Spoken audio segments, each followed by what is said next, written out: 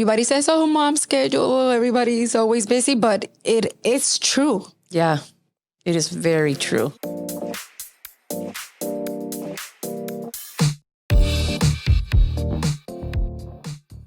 Welcome to Mama's Playground. This is Darlene. And this is Monica. So we've been not hiding, but it's been 2 weeks since we've actually done anything or been, throwing a show out there for you guys. But, it is what it is. It is what it is. Yeah, we haven't even put anything on social media or anything. No, I know. It's we love doing this. We love, talking and venting and bringing interesting articles. But everybody says, oh, mom's schedule, everybody's always busy, but it is true. Yeah, it is very true. You were just telling me in the car, sometimes I can even go to the bathroom. It is true. That's why we were laughing. That's why she was laughing at the beginning of because we were thinking of our conversation, this whole hour coming over here to do this podcast. We were venting in the car. I think we went off. We should have had the mics there. We need Populi to give us a mic and camera in the car because it was an interesting commute here today and a lot of venting. And my props right now to all the moms out there that are doing this, that are waking up early, preparing the breakfast for the kids, taking them to school, trying to work out, trying to go to the bathroom by yourself for even 5 minutes. Yeah. I'll take 5 minutes. Trying to, look good and be happy and eat healthy. Because that's one thing, I bought acai and smoothies and I end up eating the cereal that Luna left in the morning. I'm I don't have time to do anything, so I'll just eat whatever she left. So my props to you moms. Yes. And you, Monica. Oh, thank you. And I'll prop myself too. And we do have help from the husband, but still, you know what happened to me? At 3:00 in the morning, I'm waking up thinking about Luna's birthday, which is in a couple of days. Did we do this? Did I do this? Did I do that? Okay, the haircut, this. And I'm putting everything on a schedule for the next couple of days. This is at 3:00 in the morning. Well, because it's the only time that you get really, it's true. It's those bewitching hours. It's the time that you get time to think. So it's if you're an insomniac, people, if you're a person that wakes up in the middle, in the morning, I've always read that if you wake up, let's say at 2:00 or 3:00 in the morning, instead of just looking at the ceiling, do things that could be productive at that time so that when you wake up the next, or you're already awake, but by the time that you wake up, you already have some things figured out. You know what I mean? Take that time to do that if you can't fall asleep. I figured out my schedule at 3 in the morning, then went back to bed. But it's very important, that I did the retreat a couple of weeks ago. I did it's a Catholic retreat, Emmaus. And it was great. It was just women. And we went on from Friday to Sunday. No cell phones, no TV, no kids. So it was great. And at the beginning, my friend Marta, she's the one that invited me to go because she was the one doing the whole retreat. And I remember saying, she's like, what do you have that weekend? And I said, well, Luna has her first baseball games, then she has a birthday, then this. And she's like, no, what do you have? And I said, well, I have to take Luna here, take Luna. And she's like, no, stop it. So thank God Fabian didn't work that weekend. So I was able to go. Okay. And many of you might be laughing now when I say this, but for me, it was hard, leaving Luna, even one night.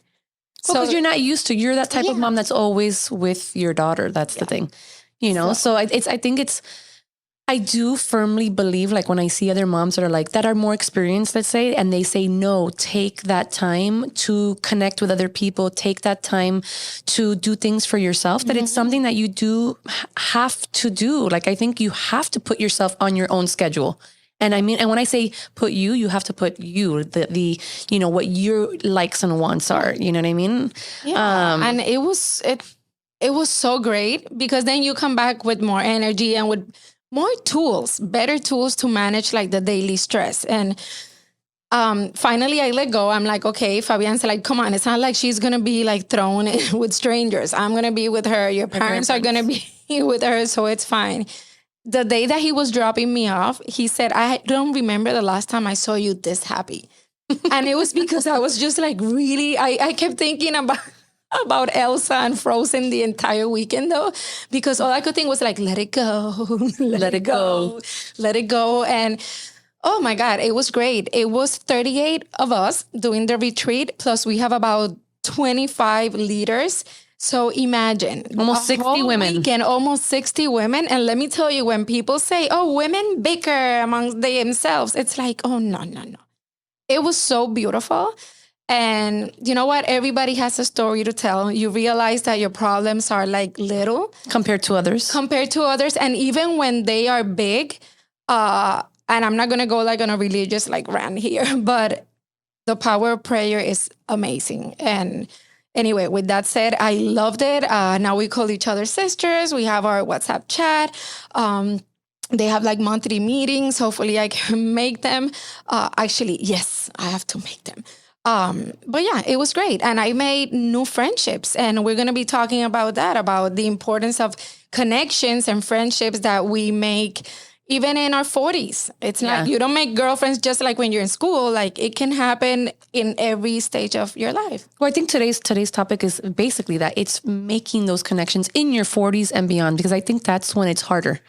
Right? It's like when you're in school, when you're 16, 17, when you're 20, you're going to school every day. You don't have those responsibilities. Your parents are typically taking care of everything. So you have more time to connect with the people that you go to class with. Mm-hmm. You make friendships that typically, at least I have some friends, I would say like, two hands or a hand that of friends that have lasted for so many years, since you were 16, 17. But then as an adult, obviously people start, you have shit to do. You have things that you move on to. And, it's not that same thing. You don't talk almost every day. And, you have other responsibilities. And then you want to make new connections and new friends.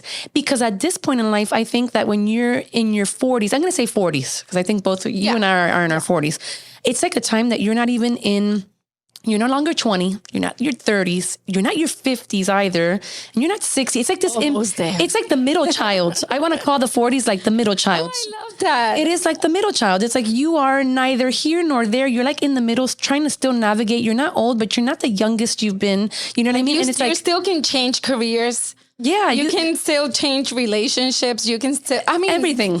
No, I mean it's just you can change relationships anytime. it's a weird phase in life, depending also too like what's going on in your life. But it's a point where it could feel very lonely. Yeah, like I think, and especially becoming a parent can feel very lonely. Yes, and finding those connections, whatever it is, doing stuff like that, like the Emmaus. How do you pronounce it? Emmaus or in English? Emmaus. Yeah, I've heard of it. It's great. It's great. Heard of it. And I think that's awesome. Like you come out, you had a weekend with these ladies away from your original setting or your regular setting, and you get to connect with other women and realize, crap, so many of us, all of us are going through something. Yeah. I get goosebumps because I keep thinking also about this particular woman, beautiful woman. She's from India and she actually lives in our area in Broward. And we click like from the beginning, then we end up being like in the same group. And I don't know. And then like we were texting each other and I'm like, oh my God, I've met her just like for 2 weeks. And I feel that I've known her for so long. Because also in these type of situations, you become like very vulnerable. And that's one thing that, and then you like say things that you normally probably would not even say. Not even like to your best friend from like elementary school, let's say. And I don't know, like, it's just like we're sharing like all these experiences and they're like, oh my God, I go through that too. And one important thing about friendships in this stage in our 40s is like, we have to be vulnerable. We have to open up to meeting other people and telling them like where we are in life and just be like ourselves. Yeah. I think when you're in your 40s, it's like, it's not so dramatic as when you were in your 20s, not even in your 30s, I want to say. But it's also, I think you always keep growing and you always have things to learn and you always have to, you always have to expand, right? Because it's not all how we think it is. But like, for instance, when these type of retreats, which I'm all for, and I wish I would have gone with you, but I couldn't. And I told you. I wanted to go. It's like, it's nice because it's true. It's like you kind of, break those layers and that everyday thing of like the, whatever it is that you do, you're a businesswoman or you're a mom or this and that. No, you kind of like break free from all that and you just are. You just are yourself. Yeah, you just are. Yeah. Like you are, and it doesn't matter who's listening to your story. It doesn't matter what's happened to you. Like you're all connecting in some sort of way. And I think connection in life in general. I mean, if you don't have anybody to connect with, if you don't have any friends, oh no, that is, I don't know. I think that's like the number one thing. Connection is so important to humans. Yeah. And everybody. It is. And like a couple of things that are important, that are the benefits of having like these social networks. It's just having friends there, like in times of need. When you're going through a life change, it's like having somebody like that you can call. It could be, again, your elementary school friend, or it can be the person you met 2 weeks ago. Like, I feel like everybody in your life comes to your life for a reason. And they're absolutely, yeah. Exactly. And then also things like for even help with children. To be one of the, I don't leave Luna with anybody. Honestly, my parents are always, around, thank God. But the other day, Fabiana and I had to work. My parents were not here. And I left them with my friend Nancy, who you know. Yeah. And I'm like, I met her 2 years ago.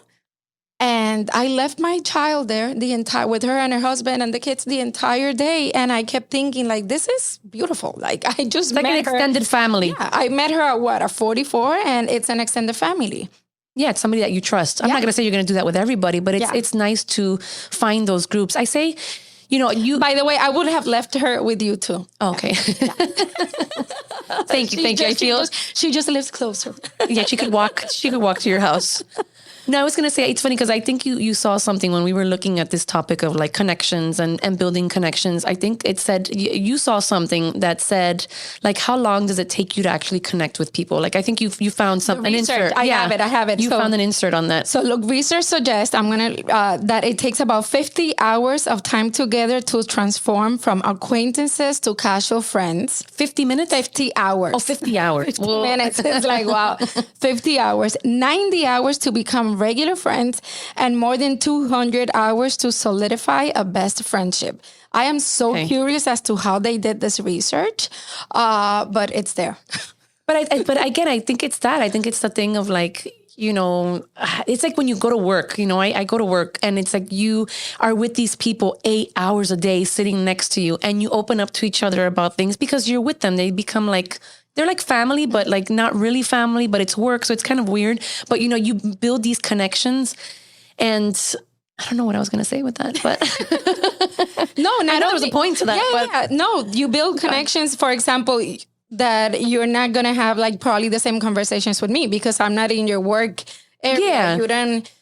Yeah, but I just think like you try to connect, like for instance, for me, I'm going to tell you me because that's the only thing that I can vouch for. It's like when I became a mom, obviously I became a mom in 36 first time, second time I was almost 40, and now I'm going to be 43. Now in April, just if anybody wants to wish me happy birthday in April, April 18. But it was very lonely. Like I was very lonely. I was so consumed by the kids and the chores and the things I had to get done and this and that. And I was kind of like a hermit, like a crab, like inside this house all day long with the kids by myself. And it was lonely. And I was not thriving. I was really wanting some sort of connection with people. And a lot of my friends, either already had their kids, so they're not in that same, predicament as me. And then the one that was really close to me ended up leaving. She was my friend for many, many years. We still talk, obviously. She's a really good friend of mine. And we both had kids at the same time, but she left. So it wasn't the same, and I was by myself. And till this day, my kids are 3 and 6. I spend a lot of time alone. It's between chores, between work, because I do work, between taking them for their extracurricular activities. Sometimes I'm missing and I'm lacking that connection. And it's like when I get to work or when I get to their jujitsu class or when I get to their stuff, because it's usually most of their stuff, I want to talk to anybody. Like I want to connect. And I'm like, okay, so now you're telling me that research of it takes you 50 hours. So I'm like, I'm going to have to go to their jujitsu and talk to that same mom like for 50 hours so we can build some sort of a connection. Seriously. Because I'm like, I crave it. I'm literally wanting like friendships, like people that you can, I understand there's not not all connections are the same. Like you and I can maybe go deeper into and talk about things that you might not talk to another friend about. You pick and kind of choose who you let into certain things. Yeah. Right.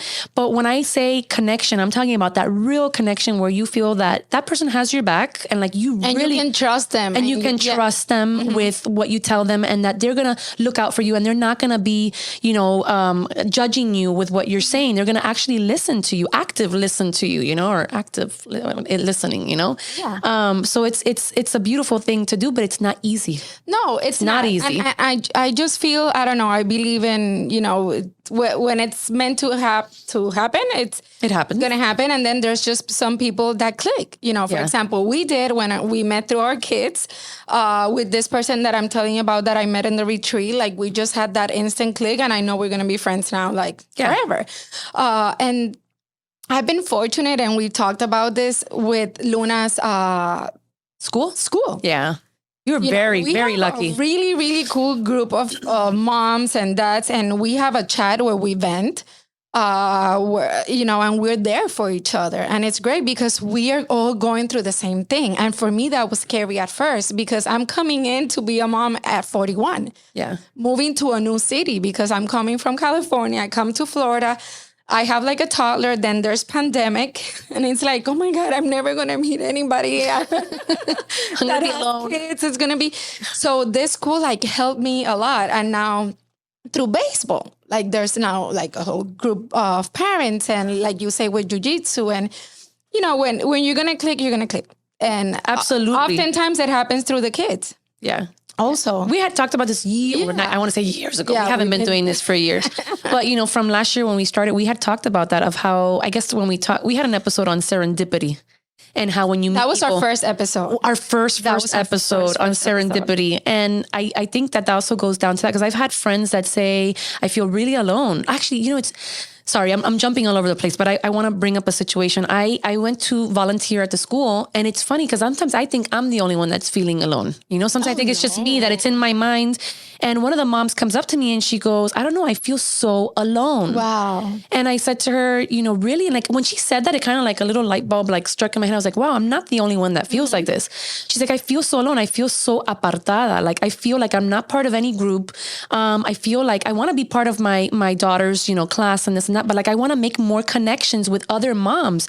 And I think that's something when you have kids and even prior, connection is a big thing. But when you have kids, it's even more like you want that, I don't want to say ride or die. That's awesome. Having that ride or die that you can count on for anything, that friend, but having that person that you can go have a coffee with and connect with and talk vent. and vent and not have a wall up all day long, not be the corporate worker that has to be so professional or not be, I have to be like this because I'm in the jiu-jitsu class. So I got to be that nice mom that's always like, no, like just shed all those layers and be yourself and actually have a connection with somebody. You need girlfriends. Yeah, absolutely. You need girlfriends because, for example, you want to vent to a friend that knows what you're going through. You have the same hormones, like you're women, because I can tell some things to my husband and he's not going to understand them. They don't understand. And then what do? And we were talking about that during the week. They go to jiu-jitsu classes because your husband does. And then they do soccer. Or they're in the gym or they're working. Tennis, and then we're like running around like with the kids. We oftentimes forget about working out because we don't have time. Yeah. We don't have time and we have other stuff. But we do have to take that time to go and hang out with our friends. And for those that feel lonely, this is a list of things I found that you can do. Connect with old friends. The fact that you are a mom, it doesn't mean that you can like do things that you were doing before either. And connecting with other friends, call them. Like, let's meet up for coffee. I was reading about, because I tend to do this. I forget like friends' birthdays, or I remember it's their birthday, but I forget to send a message. And I have one person in mind right now. And one thing that we should do is like put like a to-do in our to-do list, like, check up on this friend. Yeah, see how schedule it in. Schedule a coffee or happy hour or something. Let's run errands together. If you live close by and it's a Saturday, this happened to me last Saturday. I was running errands and I'm like, I wish I had like a friend with me doing it. And we could go to Costco together. We'll go to Costco together and then whatever. And then we go have a drink somewhere or go have lunch and then go pick up my glasses I'm telling you exactly what happened. but like run errands together, like making fun. But there's ways to also like meet new people through new hobbies, taking classes, volunteering, which is what you just said at school. Yeah. I'm trying to do more of that. Attending local events, at least for me, I find that for me, it's easy to make friends. Like I talk to everybody. You're the same way. And sometimes they look at me like, what? But then other times they're like, oh, we keep talking, we exchange numbers, then we hang out and we're friends till the day. You know what I've noticed too? I don't know, and this has nothing to do with like this particular, but I've noticed, I don't know if it's and I've been here my whole life, if it's a Florida thing or a Miami thing or whatever. I think sometimes people, if you automatically just start talking to them, they think either you want something or there's like an ulterior motive, and it could just be very well. And that's another thing. Like we have to sometimes just like really just tune in and not be so subjective to thinking, oh my God, what do they want? You know what I mean? Or why is this person talking to me? Sometimes somebody just really is craving conversation, and you would be so like, lucky that if that conversation turns into an actual friendship. Our conversation turned into a friendship. It's been 2 years already, and our kids get along. But if everybody goes in with that wall, like, why is this girl talking to me? What does she want from me? You know what I mean? Or who sent her? That whole thing, you'll never meet anybody. You'll never connect with anybody. So sometimes if somebody's very chatty with you, it's maybe because they were, who knows what their story is. They need somebody to talk to. Yeah. So just give them the time of day, because they probably, you don't know what they just went through, and they probably need somebody to talk to. Maybe they don't have anybody at home. Maybe the husband's traveling. And I've met women that the husbands are traveling all the time, and it's just them with 2 kids. Yeah. And they're like, I need help. I need mama time. I need to talk to another person that understands me. Now that you say that, I was going to put this out there because I don't want to drag this on. Obviously, we know where we're getting with this, but there's an application called Peanut. Peanut? Yeah, Peanut, like the peanut that you eat, right? And it's for mothers, mothers from newborns all the way to people with, women with kids, just doesn't matter what age.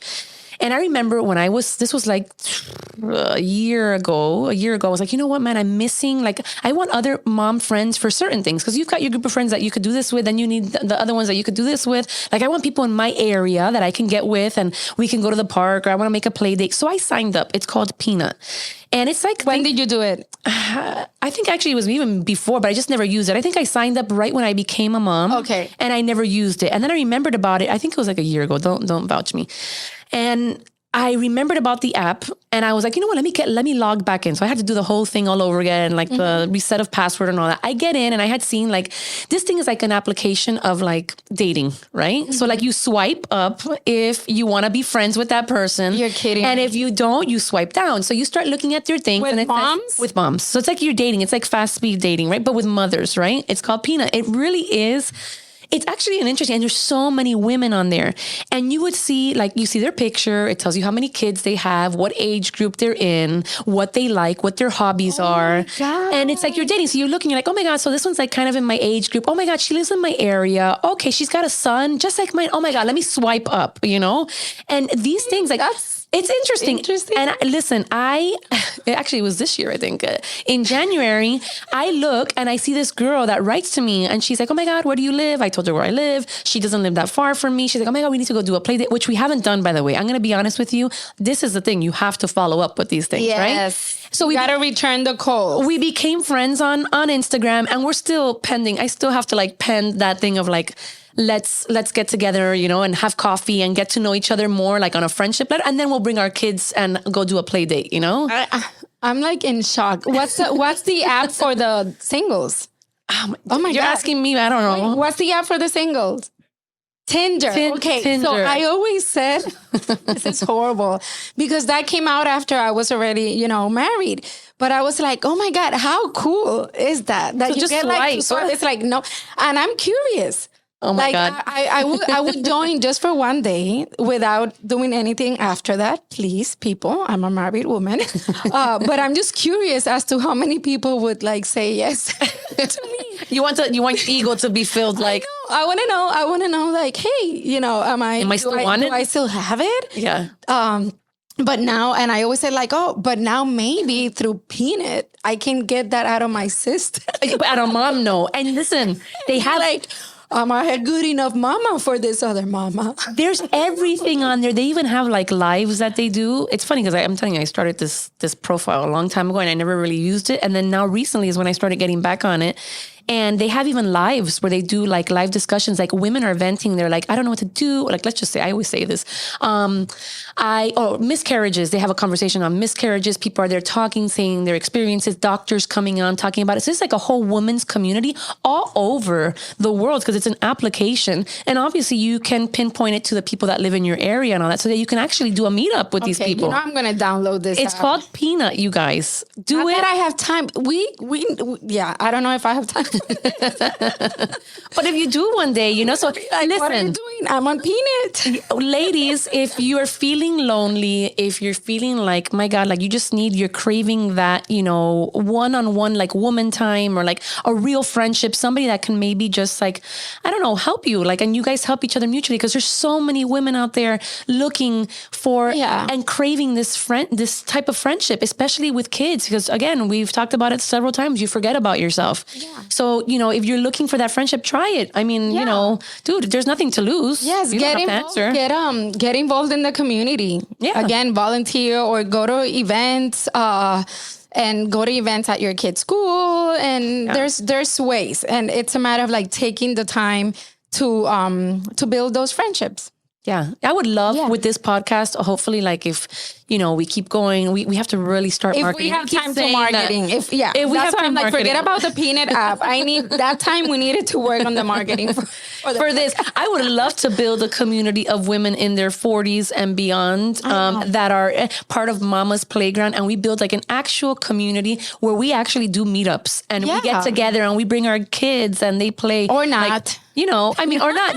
We could have both. We can do both. We can do both. We can have like where it's just women, let's go have a drink for 2 hours at happy hour. Let's all talk. Let's meet each other. And then also let's bring our kids one day. You know what I love? Like we live close to C.B. Smith Park here in Florida. And I love that park. And one thing that I've done a couple of times is during the week. Well, this is before I have the job that I have now, which I can't do anything.